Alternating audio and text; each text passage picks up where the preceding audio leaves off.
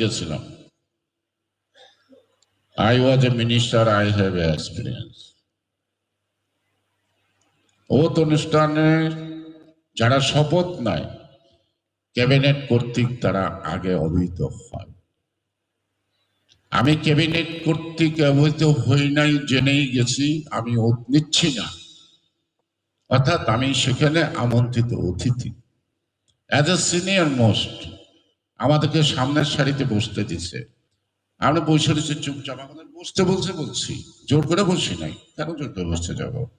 আর sticker নাই, বঙ্গভবনের দেখতাম sticker থাকে নাম দেওয়া।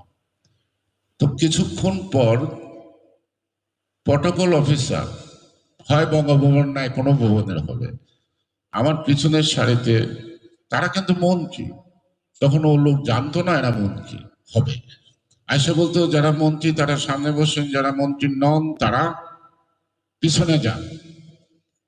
তো এই তখন তাদের সাথে তর্ক বিতর্ক হচ্ছে ঘাড়ের উপরে। এক পর্যায়ে সে বলতেছে যে আপনারা যদি এখানে না যান তাহলে আমি SSF ডাকবো, তার মানে পুলিশের দাঙ্গা করবো।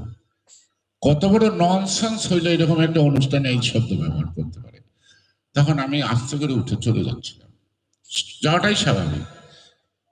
তখন ওরা আমাকে থামাচ্ছিল, সিনিয়র হিসেবে দেখতে এম্বারাসিং, আমরা যে সিন ক্রিয়েট করো না, যাই। আমি পিছনে বসে শুনছি, আর ওই পাগলের বাচ্চায় লেগছে গয়েশ্বরের মন্ত্রী হওয়ার জন্য না হইতে পারে রাগ করে বসে।